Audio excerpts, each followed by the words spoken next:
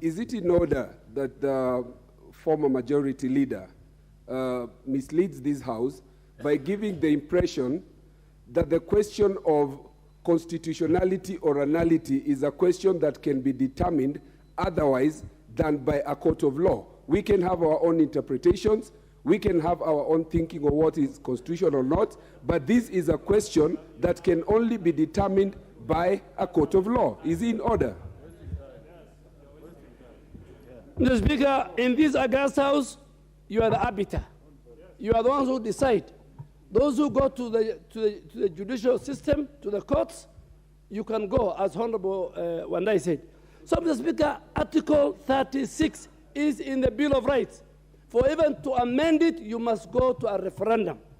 It's about freedom of association. And it says that you can join, you can participate in any activity of any association of your kind. 36(2) says that nobody can compel you to join. Mr. Speaker, PA, MDG, and I want to thank the leader of MDG, is in this House. He is a leader to be watched in Luo Nyanza. He's a serious guy. He came to this House with a small party in Siaya, from Siaya County. He must enjoy his rights, Mr. Speaker. The framers of the Constitution protected MDG. The framers of the Constitution, both in letter and spirit, protected PA as a party and its membership, rank and file. Article 38, Mr. Speaker, and you must rule on it. Again, in the Bill of Rights, it's about human rights. It says on political rights that provides political rights of every person, including members of PA, members of MDG, members of small parties. Mandela Chap, they have got political rights, and the Constitution under Article 38 defense. Mr. Speaker, a legal document signed, and I'm sure when you talk to the Speaker of the Senate, your colleague, you talk to the Foreign Secretary nominee, they will tell you they signed the last page under coercion, under intimidation. Mr. Speaker, do you follow that document? Mr. Speaker, let me finish. Let me finish here this time. Mr. Speaker, let me finish. And you have to give me time. Yes, the Honorable CHEGE. I'll prove. I'll bring Kinot here. Kinot is still high. Thank you, Mr. Speaker. You know, Mr. Speaker, I respect Honorable DUALE as a ranking member. And any evidence that he gives to this House must be factual.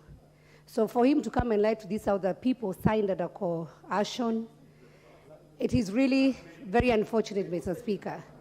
And I would like, Mr. Speaker, that we strict ourselves to the facts. We have people who are here, Mr. Speaker. They will speak. Who signed, they can speak on their behalf and on themselves. And so I would really urge Honorable Member, Honorable DUALE, to just speak the facts. Mr. Speaker, you need to add me time. Mr. Speaker, in this House, Mr. Speaker, my good sister, SABINA CHEGE, at that time was the custodian of the instrument. Honorable Ochieng will speak. Honorable Kamket will speak. Yes. Members of PA will speak. Yes. Members of Mandela Chap will speak. And they will say under what condition, under what environment they signed. And the people of Kenya must hear to David Ochieng. Yes. And Mr. Speaker, because a commission of inquiry into certain things might be formed. So relax. Mr.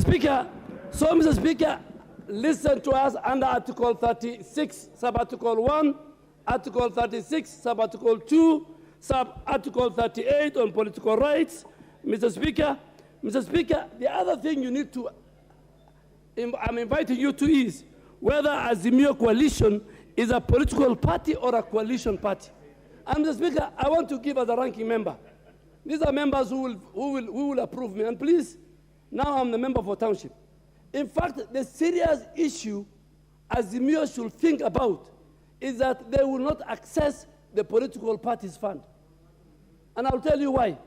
The 6.9 million votes Honorable Raila Odinga, a man who inducted me into politics, got it, he was the only candidate of that party in the general election. There was no MCS in Azimio. There were no MPs. There were no governors. Read the Political Parties Act. It says, Mr. Speaker, defend me from pursuing an argument. No, I'm pursuing an argument. You will have your time. No, Mr. Speaker, you can't shout. You can't shout when I'm on my feet. No.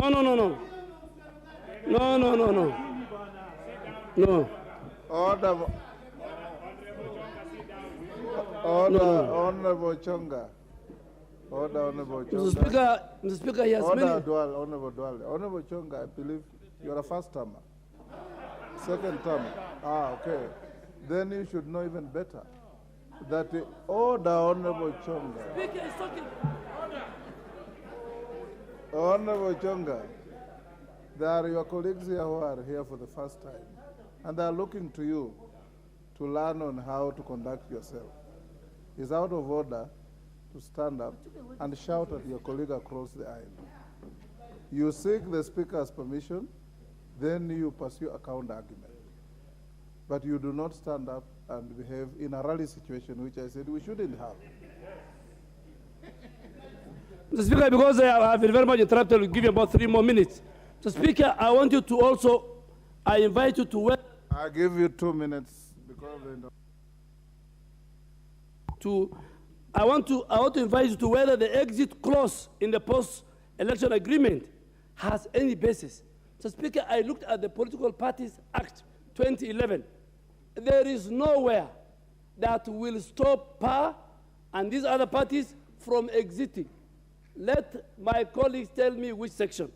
Mr. Speaker, you need to look at whether, Speaker, some are telling you that the matter is sub judice. I agree.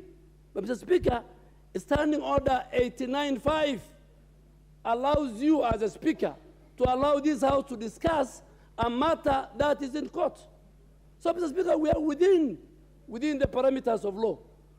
Finally, Mr. Speaker, the Speaker used the Constitution.